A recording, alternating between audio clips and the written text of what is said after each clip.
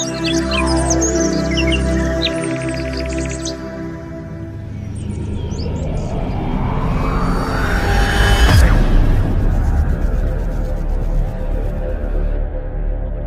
morning, my dear brothers and sisters in Christ. I bring greetings in the name of Jesus. ಯೇಸು ಕ್ರಿಸ್ತನ ಅತ್ಯುನ್ನತವಾದ ನಾಮದಲ್ಲಿ ಉದಯ ಕಾಲದಲ್ಲಿ ನಿಮ್ಮೆಲ್ಲರಿಗೂ ಶುಭವನ್ನು ತಿಳಿಸುತ್ತೇನೆ. ನೀವೆಲ್ಲರೂ ಕ್ಷೇಮವಾಗಿದ್ದೀರಾ ಅಲ್ವಾ? ನಿಮ್ಮ ಕುಟುಂಬ ಕ್ಷೇಮವಾಗಿದೆ ಅಲ್ವಾ? ಯಾವ ಜನರಿಗೆ ಯೆಹೋವನು ದೇವರಾಗಿದ್ದಾರೋ ಅವರು ಧನ್ಯರೆಂಬುದಾಗಿ ವಾಕ್ಯದಲ್ಲಿ ಬರೆದಿರುವ ಪ್ರಕಾರ ಕರ್ತನನ್ನು ಹೊಂದಿರುವುದು ದೊಡ್ಡ ಆಶೀರ್ವಾದ, ಸೌಭಾಗ್ಯ. ಆತನನ್ನು ಸ್ತುತಿಸುವಂಥದ್ದು, ಆರಾಧಿಸುವಂಥದ್ದು ನಮ್ಮ ಜೀವಿತದಲ್ಲಿ ಬಹಳ ಅತ್ಯುನ್ನತವಾದದ್ದು. ಪ್ರತಿ ದಿನವೂ ಕೂಡ ಸತ್ಯವೇದದಿಂದ ಒಂದು ವಾಗ್ದಾನವನ್ನು ನಾವೆಲ್ಲರೂ ಕೂಡ ಧ್ಯಾನಿಸುವುದರ ಮೂಲಕ ದೇವರ ಪ್ರಣಾಳಿಕೆಯನ್ನು, ಆತನು ನಮ್ಮ ಕುರಿತಾಗಿ ಎಂತಹ ಉದ್ದೇಶವನ್ನು ಹೊಂದಿದ್ದಾರೆ ಎಂಬುದಾಗಿ, ಎಷ್ಟು ಪ್ರೀತಿಯನ್ನು ಆತನು ನಮ್ಮ ಮೇಲೆ ಸಮೃದ್ಧಿಯಾಗಿ ಸುರಿಸುತ್ತಾರೋ ನಾವು ಅರ್ಥ ಮಾಡಿಕೊಳ್ಳುತ್ತಾ ಇದ್ದೇವೆ. ನಿಮ್ಮಲ್ಲಿ ಅನೇಕರು ಪ್ರತಿ ಬೆಳಗ್ಗೆನೇ ಎದ್ದು ಪ್ರಾರ್ಥನೆ ಮಾಡಿ ದೇವರ ವಾಕ್ಯವನ್ನು ಓದಿದ ನಂತರ ಈ ವಾಗ್ದಾನ ಸಂದೇಶದಲ್ಲಿ ನೀವು ಕೂಡ ಪಾಲುಗಾರರಾಗಿ ದೇವರ ಮಾತನ್ನು ಕೇಳಿ ಆತ್ಮದಲ್ಲಿ ನೀವೆಲ್ಲರೂ ಕೂಡ ಬಲ ಹೊಂದುತ್ತಿರುವುದಕ್ಕೆ, ಸ್ಥಿರವಾಗಿರುವುದಕ್ಕೆ ನಾನು ಕರ್ತನಿಗೆ ಬಹಳ ಸ್ತೋತ್ರ ಹೇಳುತ್ತೇನೆ. ಅನೇಕ ದೇವ ಮಕ್ಕಳು ಆಯಾ ದೇಶದಿಂದ ಪ್ರತಿದಿನವೂ ಕೂಡ ನಮಗೆ ಇಮೇಲ್ಸ್ ಗಳನ್ನು ಕಳಿಸುತ್ತಾ ಅಥವಾ ಫೋನ್ಸ್ ಕಾಲ್ಗಳ ಮೂಲಕ ಅಥವಾ ವಾಟ್ಸ್ಆಪ್ ಮೆಸೇಜ್ಗಳ ಮೂಲಕ ತಮ್ಮ ಸಾಕ್ಷಿಯನ್ನು ಹಂಚಿಕೊಳ್ಳುತ್ತಾ ಇದ್ದಾರೆ. ಅವರೆಲ್ಲರ ಮೂಲಕ ದೇವರಿಗೆ ಮಹಿಮೆ ಉಂಟಾಗಲಿ. ಈ ದಿನ ವಾಗ್ದಾನವನ್ನು ಓದೋಣ. ಕೀರ್ತನೆಗಳು 119ನೇ ಕೀರ್ತನೆ 76ನೇ ವಾಕ್ಯವನ್ನು ಓದೋಣ. Psalm 119 and verse 76. ನಿನ್ನ ಸೇವಕನಿಗೆ ನುಡಿದ ಪ್ರಕಾರ ನನ್ನ ಸಮಾಧಾನಕ್ಕೋಸ್ಕರ ಕೃಪೆಯನ್ನು ದಯಪಾಲಿಸು. 3 ಮಾತುಗಳನ್ನು ನಾವಿಲ್ಲಿ ಗಮನಿಸಬಹುದು. ನಿನ್ನ ಸೇವಕನಿಗೆ ನುಡಿದ ಪ್ರಕಾರ ನನ್ನ ಸಮಾಧಾನಕ್ಕೋಸ್ಕರ ಕೃಪೆಯನ್ನು ದಯಪಾಲಿಸು. ಸೇವಕನಿಗೆ ದೇವರು ಮಾತು ಕೊಟ್ಟಿದ್ದಾರಂತೆ. ಸೇವಕನೆನ್ನುವಂಥ ಮಾತಿಗೆ ಇಂಗ್ಲಿಷಲ್ಲಿ ಸರ್ವೆಂಟ್ ಎಂಬುದಾಗಿ ಉಪಯೋಗಿಸಲ್ಪಟ್ಟಿದೆ. ಸರ್ವೆಂಟ್, ಕರ್ತನ ಸೇವೆಯನ್ನು ಮಾಡುವ ಆತನು, ದೇವರ ದಾಸನೆಂಬುದಾಗಿ ಅರ್ಥ. ಪ್ರಿಯರೇ, ಗಮನಿಸಿರಿ, ಸೇವೆ ಎನ್ನುವಂಥ ಮಾತನ್ನು ನಾವು ಕೇಳುವಾಗ ಕೆಲವರು ಸೇವೆ ಅಂದರೆ ಏನು ಎಂಬುದಾಗಿ ತಿಳಿದುಕೊಳ್ಳುವಂಥವರು ಅನೇಕರು ಇದ್ದಾರೆ. ಆದರೆ ದೇವರ ಸೇವೆಯಲ್ಲಿ 2ನೇ ಕೀರ್ತನೆಯನ್ನು ನೋಡುವುದಾದರೆ ಭಯಭಕ್ತಿಯಿಂದ ಆತನನ್ನು ಸೇವಿಸಿರಿ ಎನ್ನುವಂತಹ ಮಾತು ಅಲ್ಲಿ ಇರುತ್ತದೆ. ಅಂದರೆ ದೇವರನ್ನು ಸೇವಿಸುವ ಪ್ರಕ್ರಿಯೆಯಲ್ಲಿ ಒಂದು ಮಾತು ಏನೆಂದರೆ ಭಯಭಕ್ತಿಯಿಂದ ಸೇವಿಸುವಂಥದ್ದು, ಆತನ ಮಾತಿಗೆ ವಿಧೇಯರಾಗುವಂಥದ್ದು, ಆತನ ಚಿತ್ತಕ್ಕೆ ನಮ್ಮನ್ನು ಸಮರ್ಪಿಸಿಕೊಳ್ಳುವಂಥದ್ದು. ಪ್ರಸ್ತುತ ದಿನದಲ್ಲಿ ಪ್ರಪಂಚದಲ್ಲಿ ಅನೇಕರಿಗೆ ದೇವರು ಅಂದರೆ ಭಕ್ತಿ ಇದೆ, ಆದರೆ ದೇವರು ಅಂದರೆ ಭಯ ಇಲ್ಲ. ಆ ಕಾರಣದ ನಿಮಿತ್ತ ಇಷ್ಟಾನುಸಾರವಾಗಿ ಜೀವಿಸುವವರಿದ್ದಾರೆ. ಯಾರು ನನ್ನನ್ನು ಕೇಳುವವರು, ಯಾರು ನನ್ನನ್ನು ಪ್ರಶ್ನಿಸುವವರು, ನನ್ನ ಇಷ್ಟಾನುಸಾರವಾಗಿ ನಾನು ಇರುತ್ತೇನೆ. ಆಗಾಗ್ಗೆ ದೇವರ ಆಲಯಕ್ಕೆ ಬಂದು ಸ್ವಲ್ಪ ಸಮಯ ಇದ್ದು 2 ಹಾಡುಗಳನ್ನು ಹಾಡಿ ಕಾಣಿಕೆಯನ್ನು ಅರ್ಪಿಸಿ ಹೋಗುತ್ತೇನೆ. ಬಿಟ್ಟರೆ ನನ್ನ ಇಷ್ಟ ನನ್ನದೇ, ನಾನು ಅಂದುಕೊಂಡ ಹಾಗೆ ನಡೆಯಬೇಕು ಎಂಬುದಾಗಿ ಪಟ್ಟು ಹಿಡಿಯುವಂಥವರು ಅನೇಕರಿದ್ದಾರೆ. ದೇವರು ಅಂದರೆ ಭಕ್ತಿ ಇದೆ, ಆದರೆ ಭಯ ಇಲ್ಲ. ಭಯ ಇಲ್ಲ, ಆದ್ದರಿಂದ ಇಷ್ಟಾನುಸಾರವಾಗಿ ಜೀವಿಸುವವರು ಅನೇಕರು ಇದ್ದಾರೆ. ಆದರೆ ಸೇವಕರು ಅಂದರೆ, ದೇವರನ್ನು ಸೇವಿಸುವವರು ಅಂದರೆ ದೇವರಲ್ಲಿ ಭಯಭಕ್ತಿ ಉಳ್ಳವರು, ಆತನ ಚಿತ್ತವನ್ನು ಗ್ರಹಿಸಿ ಆತನ ಮಹಿಮೆಗೋಸ್ಕರವಾಗಿ ಜೀವಿಸುವವರು. ಅಂತಹ ಸೇವಕರಿಗೆ ದೇವರು ನುಡಿದ ಪ್ರಕಾರ. ನಿಮಗೆ ಒಂದು ವಿಷಯ ಗೊತ್ತಾ? ದೇವರು ನಮ್ಮೆಲ್ಲರಿಗೂ ಮಾತು ಕೊಡುತ್ತಾ ಇದ್ದಾರೆ, ವಾಗ್ದಾನ ಕೊಡುತ್ತಿದ್ದಾರೆ. ಆತನು ಮಾತು ಕೊಟ್ಟು ತಪ್ಪುವವನಲ್ಲ. ಮಹಾದೇವರು, ಮಹೋನ್ನತನಾದ ದೇವರು, ತನ್ನ ಮಾತನ್ನು ನೆರವೇರಿಸುವುದಕ್ಕೆ ಆತನು ಯಾವಾಗಲೂ ಇಷ್ಟಪಡುವ ಆತನು. ನಿನಗೆ ವಾಗ್ದಾನ ಕೊಟ್ಟು ಅನೇಕರು ತಪ್ಪಿ ಹೋಗಿದ್ದಾರೇನೋ? ನಿನ್ನ ಗಂಡನೋ, ಹೆಂಡತಿಯೋ, ನಿನ್ನ ಮಕ್ಕಳೋ, ನಿನ್ನ ಬಂಧುಗಳೋ, ಯಾರೋ ಒಬ್ಬರು. ಅನೇಕರು ನಿನಗೆ ಮಾತನ್ನು ಕೊಟ್ಟಿದ್ದಾರೆ, ಆದರೆ ಕಷ್ಟ ಬಂದಾಗ, ಸಮಸ್ಯೆ ಬಂದಾಗ, ಇಕ್ಕಟ್ಟು ಬಂದಾಗ, ಯಾವುದಾದ್ರೂ ಸವಾಲನ್ನು ಎದುರಿಸುವಾಗ ಪ್ರತಿಯೊಬ್ಬರು ಕೂಡ ಪಕ್ಕಕ್ಕೆ ಸರಿಯುತ್ತಾರೆ. ಆದರೆ ದೇವರು ಮಾತು ಕೊಟ್ಟು ತಪ್ಪುವವರಲ್ಲ.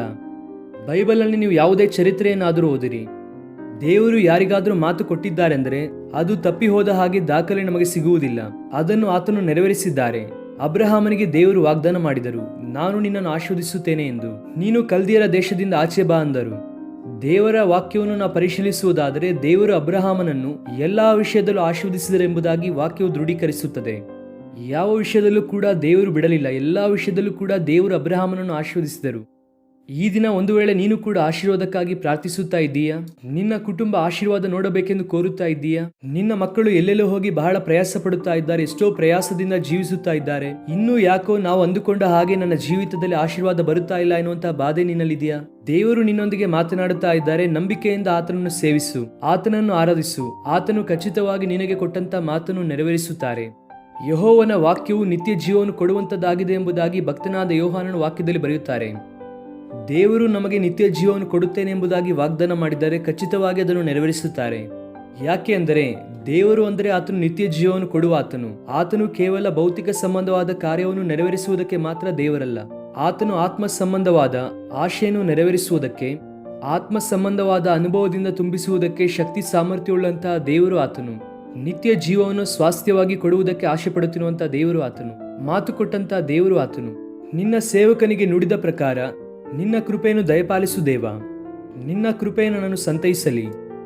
ಈ ದಿನ ಆದರಣೆ ಇಲ್ಲದೆ ಇದ್ದೀಯಾ? ಸಂತೈಸುವಿಕೆ ಇಲ್ಲದೆ ಇದ್ದೀಯಾ? ಸೋಲಿನಿಂದ ಕುಗ್ಗಿ ಹೋಗಿದ್ದೀಯಾ? ಅಂದುಕೊಳ್ಳುತ್ತಿರುವಂತ ಯಾವುದು ನಡೆಯುತ್ತಾ ಇಲ್ವಾ? ಎಷ್ಟೋ ಸಾರಿ ಪ್ರಯತ್ನ ಮಾಡಿ, ಬಹುಶಃ ನೆನ್ನೆ ದಿನ ಅಂದ್ರೆ ಈ ಉದಯ ಕಾಲ ನಿನ್ನ ವಾಕ್ಯವನ್ನು ಕೇಳುವುದಕ್ಕಿಂತ ಮುಂಚೆ ನೆನ್ನೆ ಸಾಯಂಕಾಲ ಯಾವುದೋ ಒಂದು ಡಿಸಪಾಯಿಂಟ್ಮೆಂಟ್ ನಿನ್ನಲ್ಲಿ ಬಂದಿದೆಯಾ? ರಾತ್ರಿ ದುಃಖ ಇದ್ದರೂ ಉದಯ ಕಾಲ ಸಂತೋಷ ಇರುತ್ತದೆ ಎಂಬುದಾಗಿ ದೇವರು ಹೇಳಿದ ಪ್ರಕಾರ ದೇವರು ತನ್ನ ಶಕ್ತಿಯಿಂದ ನಿನ್ನನ್ನು ತುಂಬಿಸಲಿದ್ದಾರೆ. ಈ ದಿನ ಆತನ ಮಹಿಮೆಯನ್ನು ಕಾಣುತ್ತೀಯಾ? ಒಂದು ವೇಳೆ ಒಂದು ಬ್ಯಾಡ್ ಮೆಡಿಕಲ್ ರಿಪೋರ್ಟ್ ಅನ್ನು ಇಟ್ಟುಕೊಂಡು ಹೆದರುತ್ತಾ ಇದೆಯೇನೋ, ಬಹಳ ಕಣ್ಣೀರಿಡುತ್ತಾ ಇದೆಯೇನೋ, ಕರ್ತನು ನಿನ್ನೊಂದಿಗೆ ಮಾತನಾಡುತ್ತಾ ಇದ್ದಾರೆ. ಆತನು ನಿನ್ನನ್ನು ಸ್ವಸ್ಥಪಡಿಸುತ್ತಾರೆ. ಸೋಲಿನಿಂದ ಇದ್ದೀಯಾ? ಎಷ್ಟೋ ಪ್ರಯತ್ನ ಪಟ್ಟು ವಿಫಲವಾಗಿದ್ದೀಯಾ? ಇನ್ನೊಂದು ಸಾರಿ ಪ್ರಯತ್ನ ಪಡು, ದೇವರು ನಿನಗೆ ಜಯವನ್ನು ಕೊಡಲಿದ್ದಾರೆ. ನಿರಾಶೆ ನಿರುತ್ಸಾಹದಿಂದ ಒಂಟಿತನದಲ್ಲಿ ಜೀವಿಸುತ್ತಾ ಇದೆಯಾ? ಎಲ್ಲರೂ ಕೂಡ ನನ್ನನ್ನು ಕೈಬಿಟ್ಟಿದ್ದಾರೆ. ನೋಡು, ನಿನ್ನ ಸುತ್ತಲೂ ದೇವರ ಸನ್ನಿಧಿ, ಆತನ ಪ್ರಭಾವ ಎಷ್ಟು ಉನ್ನತವಾಗಿದೆ ಎಂದು ಆಲೋಚನೆ ಮಾಡು. ಇಮ್ಮಾನುವೇಲನಾಗಿ ಕಾಣಿಸಿಕೊಂಡಂತಹ ದೇವರು ನಿನ್ನ ಸಂಗಡ ಇರುತ್ತಾನೆ, ನಿನ್ನ ಕೈ ಬಿಡುವುದಿಲ್ಲ. ಮನುಷ್ಯರು ನಿನ್ನನ್ನು ಕೈ ಬಿಡುವುದರಲ್ಲಿ ಆಶ್ಚರ್ಯ ಏನಿದೆ? ಪ್ರತಿ ಸಾರಿ ಕೇಳುತ್ತಲೇ ಇದ್ದೇವೆ, ಲೋಕ ಸಂಬಂಧವಾದ ಮನುಷ್ಯರು ಯಾವತ್ತೋ ಒಂದು ದಿನ ನಿನ್ನನ್ನು ಬಿಟ್ಟು ಹೋಗಬಹುದು, ಆದರೆ ದೇವರು ನಿನ್ನನ್ನು ಬಿಡುವವರಲ್ಲ. ಇನ್ಫ್ಯಾಕ್ಟ್ ದೇವರು ನಿನ್ನನ್ನು ಕೈ ಬಿಟ್ಟಾಗಲೇ ದೇವರ ಪ್ರಸನ್ನತೆ ಇನ್ನೂ ಹೆಚ್ಚಾಗಿ ನಿನ್ನನ್ನು ಆವರಿಸುವಂತದ್ದಾಗಿರುತ್ತದೆ. Can you experience that? ಆ ದೇವರ ಸನ್ನಿಧಿಯಲ್ಲಿರುವಂತಹ ಪ್ರಭಾವವನ್ನು ಅನುಭವಿಸುತ್ತೀಯಾ? ಪರಿಶುದ್ಧಾತ್ಮನಾದ ದೇವರು ಉದಯ ಕಾಲದಲ್ಲಿ ಮಾತನಾಡುತ್ತಿದ್ದಾರೆ. ದೇವರ ಕೃಪೆ ನಿನ್ನನ್ನು ಆಧರಿಸುತ್ತದೆ. ನಿಜವಾದ ಕೃಪೆ ದೇವರು ನಿನಗೆ ದಯಪಾಲಿಸುತ್ತಾರೆ. ನಿನ್ನ ಗಂಡನನ್ನು ಕಳಕೊಂಡಿದ್ದೀಯಾ? ನಿನ್ನ ಹೆಂಡತಿಯನ್ನು ಕಳಕೊಂಡು ಬಾಧೆ ಪಡುತ್ತಾ ಇದ್ದೀಯಾ? ನಿಮ್ಮ ತಾತನನ್ನು ಅಜ್ಜಿಯನ್ನು ಕಳೆದುಕೊಂಡು ಅಳುತ್ತಾ ಇದ್ದೀಯಾ? ಒಡ ಹುಟ್ಟಿದವರನ್ನು ಆಕ್ಸಿಡೆಂಟ್ ಅಲ್ಲಿ ಕಳ್ಕೊಂಡಿದ್ದೀಯಾ? ಬಾಧೆ ಪಡಬೇಡ, ಧೈರ್ಯ ಹೊಂದಿಕೊ. ಆದರಣೆ ಕೊಡುವಂತ ದೇವರು ಆತನು. ಅವರು ಮಾನಸಾಂತರ ಹೊಂದಿ ರಕ್ಷಣೆ ಹೊಂದಿ ಸತ್ತಿ ಹೋಗಿದ್ದರೆ ಒಂದು ದಿನ ಅವರನ್ನು ಮತ್ತೆ ಕಾಣುತ್ತೀಯಾ? ದೇವರು ನಿನ್ನನ್ನು ಧೈರ್ಯಪಡಿಸುತ್ತಾ ಇದ್ದಾರೆ. ಈ ವಾಗ್ದಾನವನ್ನು ಕ್ಲೈಮ್ ಮಾಡಿಕೊಂಡು ದೇವರಿಗೆ ಸ್ತೋತ್ರ ಮಾಡಿ. ದೇವರ ಕೃಪೆ ನಿಮ್ಮೆಲ್ಲರನ್ನು ಕೂಡ ಆಧರಿಸಬೇಕೆಂಬುದಾಗಿ ನಿಮಗೋಸ್ಕರ ಪ್ರಾರ್ಥನೆ ಮಾಡುತ್ತೇನೆ. ಪ್ರೀತಿಯುಳ್ಳ ತಂದೆ, ನಿಮ್ಮ ಸೇವಕರಿಗೆ ನೀವು ನುಡಿದ ಪ್ರಕಾರ ನಿಮ್ಮ ಕೃಪೆಯನ್ನು ದಯಪಾಲಿಸಿ ಎಂಬುದಾಗಿ ಬರೆಯಲ್ಪಟ್ಟಿರುವಂತಹ ನಿಮ್ಮ ಮಾತನ್ನು ಈ ದಿನ ನಮ್ಮ ಕಣ್ಮುಂದೆ ನೀವು ತಂದಿದ್ದೀರಾ.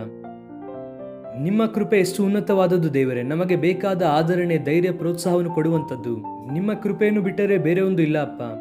ಈ ದಿನ ನಮ್ಮ ಪ್ರಿಯರು ಯಾರ್ಯಾರು ಸೋಲಿನಲ್ಲಿ, ನಿರಾಶೆಯಲ್ಲಿ, ನಿರುತ್ಸಾಹದಲ್ಲಿ, ಕರ್ತನೆ ದುಃಖದಲ್ಲಿ, ವೇದನೆಯಲ್ಲಿ ಇದ್ದಾರೋ ಅವರೆಲ್ಲರನ್ನೂ ನೀವೇ ಕನಿಕರಿಸಿ ಮೇಲೆತ್ತಿ ಧೈರ್ಯಪಡಿಸಿ ಕರ್ತನೆ ನಿಮ್ಮ ಮಹಿಮೆಗೋಸ್ಕರವಾಗಿ ಉಪಯೋಗಿಸಿರಿ. ನಿಮ್ಮ ರಾಜ್ಯ ವಿಸ್ತರಣೆಯಲ್ಲಿ ಬಲವಾದ ಸಾಧನವಾಗಿ ಉಪಯೋಗಿಸಿರಿ. ಮೇಲು ಒಳಿತುಗಳಿಂದ ಅವರನ್ನು ತುಂಬಿಸಿರಿ. ಅವರ ಕುಟುಂಬವನ್ನು ಆಶೀರ್ವದಿಸಿರಿ. ಸ್ತುತಿ ಘನ ನಿಮಗೆ ಸಲ್ಲಿಸುತ್ತಾ ಯೇಸು ಕ್ರಿಸ್ತನ ನಾಮದಲ್ಲಿ ಬೇಡಿ ಹೊಂದಿಕೊಳ್ಳುತ್ತೇವೆ ನಮ್ಮ ತಂದೆಯೇ. ಆಮೇನ್.